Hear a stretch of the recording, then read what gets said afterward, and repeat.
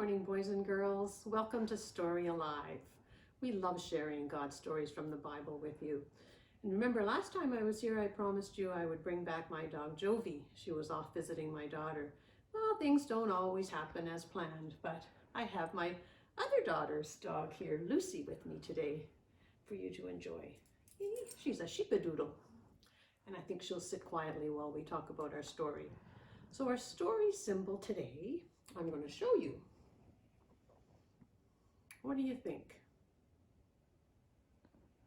Looks like a baby in something, but that's not really a crib that you would see today, is it? No. So what does this make you think of?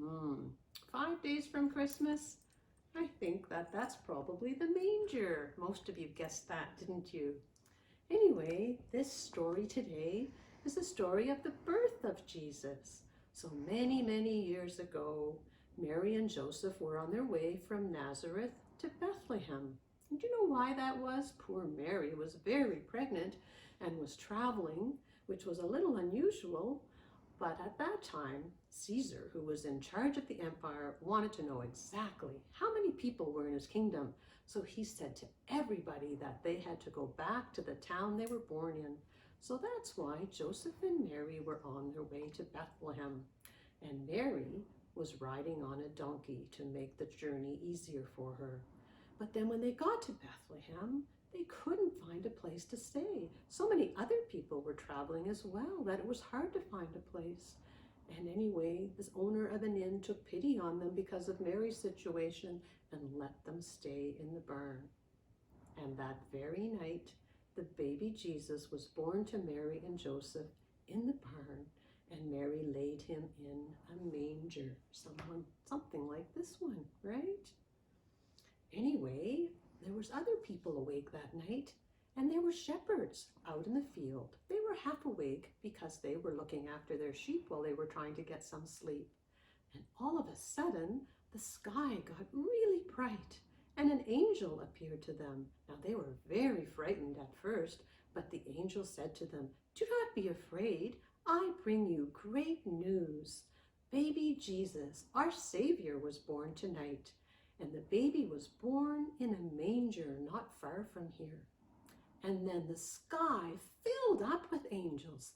That must have been an amazing sight. And there was light and singing, and the shepherds were so amazed. And then just as suddenly as those angels appeared, they disappeared and the sky was dark again. So the shepherds looked at each other and talked about it and decided they just had to travel to Bethlehem to see the baby. So they did. And they saw the baby lying there in the manger, wrapped in cloths, and they were so amazed.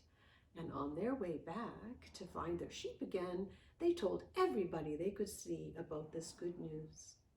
And Mary, meanwhile, was sitting in the stable, and she was holding her baby, smiling at her baby, and thinking that everything had come true that the angel Gabriel had told her. God had kept his promise. We never get tired of that story, do we, boys and girls? Have you ever wondered, if you were back in those Bible times, which of the characters in this story, which of the people that you would like to be? Well, my girl's grandma, many years ago, knit them all a whole nativity scene, and they would get these out every year and play with them. Some of you would have seen Inga's nativity scene last week in her story, a beautiful wooden one. Well, the ones we have are knitted. So I was thinking, which of the people of that time would you like to be? Now this, their grandmother knit them, is one of the wise men, hey, bringing a gift. Do you think that's the frankincense or the myrrh? Maybe you would like to have been one of the wise men in that story. Or maybe it occurred to you that you would like to have been Mary or Joseph. Look at all the work on these, even the faces. Or some of you might think being the angel Gabriel would have been fun, right? To give the good news to Mary. And lastly, I know some of you would have preferred to have been an animal. Look at this camel. Yeah, there was probably camels there. And if they were in a stable, there was definitely a cow. And my granddaughter's favorite, the little sheep. She loves to put this one in her mouth.